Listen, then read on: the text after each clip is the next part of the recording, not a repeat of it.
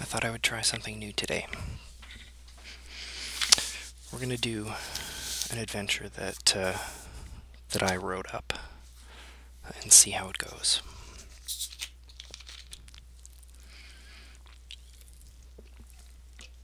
For the rest of this adventure, entitled The Copperfield Case, you are local police officers on Earth in Edmonton, Alberta, Canada. You're responding to a call to what turns out to be a rather seedy apartment building.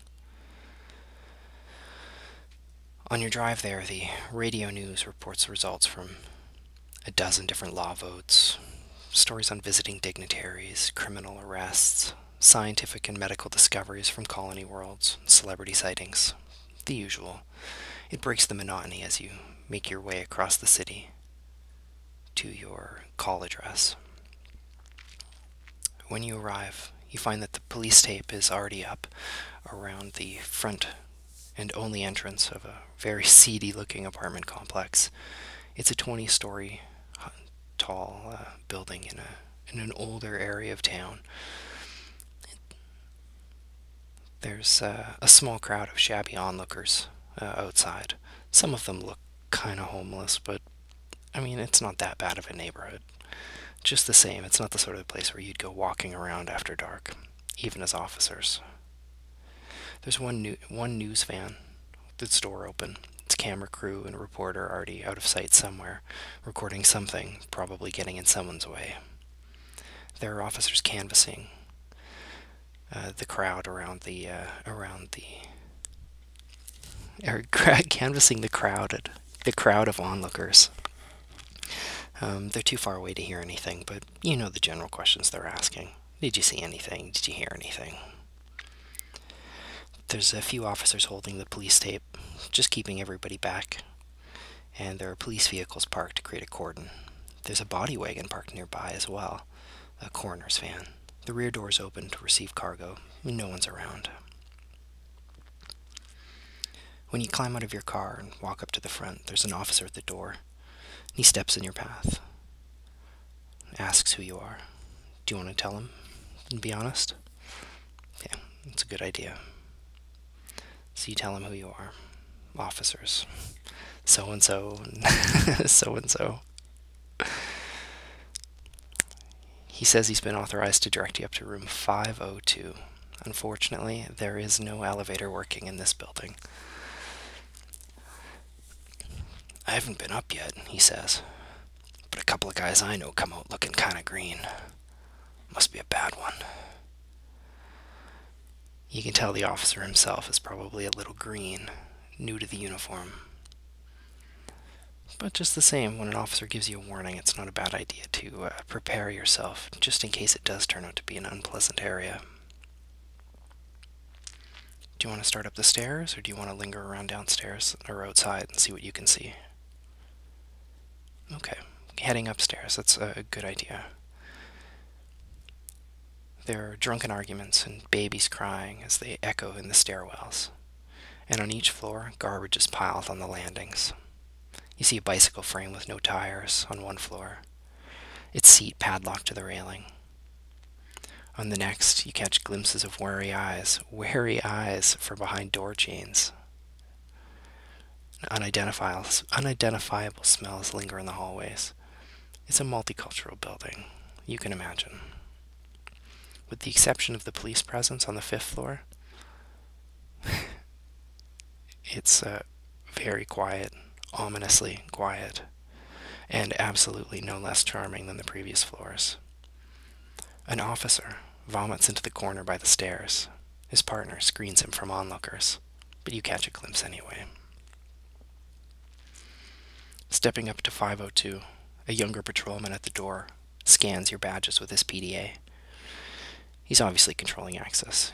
He's very careful, you notice, not to look into the room himself. Once he's scanned you and identified that you are who you say you are, he steps aside so you can walk in. 2 detectives and the lieutenant are in the living room. inspecting a grayed body tied to an old wooden chair. The body itself is facing away from you. All you can see is the back of his head and a thinning hairline. The room itself is blackened, and running a finger over one of the walls as you enter the living room, you find it's covered in a fine layer of soot. The floors are disturbed by police boots and various swabs from the technicians. You recognize the boot prints as police issue. You don't see any other footprints. The lieutenant, seeing you come in, tells you that you need to gather a little bit of evidence. He tells you to scan the room, see if you spot anything that they've missed.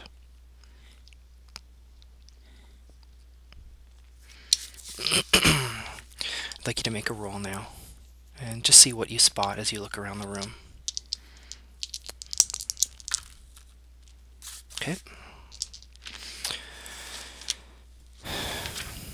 Starting with the body itself, you make a slow circle around it and see that the body is covered in the same fine layer of soot, and it appears gray and very ashen. There are obvious signs of torture. Fingernails, teeth, and toenails are pulled. And finally, the victim's throat was slit, which appears to be the cause of death. What would you like to do as far as the body's concerned? Fingerprints? Okay. You have a PDA, a little digital device that you can use to try and collect fingerprints. It's quite simple. You take the PDA, run the finger over it. The screen thinks for a moment and gets back to you with a very negative sounding beep. No fingerprints on file. In fact, the scan was inconclusive. It asks for a verification scan. What that means is you weren't able to get fingerprints from the body. You want to take a closer look at the hands? Cool.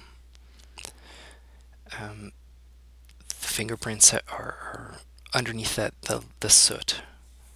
You find that the fingers are smooth. Whatever was done to the body and the room itself, it's completely cleared. It's basically destroyed the first couple of layers of skin. Enough that you don't see any fingerprints. Do you want to keep looking around the room? Okay. I'll get you to make one more roll. Okay, really good. You find underneath a broken desk a sheet of evidence. It's a sheet of paper with handwritten names and dates. You also notice that there have been torture instruments left on a table near the corpse. They're very shiny, very polished, as though they've just been cleaned. There is a layer of that same soot, which indicates something. Returning back to your lieutenant, you ask, you report the evidence that you found and bagged, which was excellent job on your part. Oh, great. Yeah, we'll have somebody run down this list of names right now. Do any of them look familiar to you? Of course, none of them look familiar to you yet. Unless you have any special skills that might indicate... No? Okay. No special feats or anything like that that would give you a leg up in the investigation. Okay. Well, that's okay. I wasn't expecting you to have anything anyway. Well, anyway, the lieutenant continues. I was just telling Officer Murphy here. The tip was called in from a tenant. Obviously someone just going for the tipster reward. He said he heard some cries of pain, voices he didn't recognize here in 502. He didn't see anyone, but he said he was concerned for the noise and wanted to call in. Obviously foul play is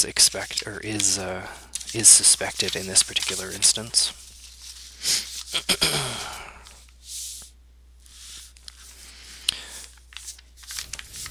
Coming up through the front door, or through the main door to 502, the forensic technicians have arrived. They want to start getting to work, but the lieutenant stops them, turns to you and asks whether you have any ideas, anything you want them to check for,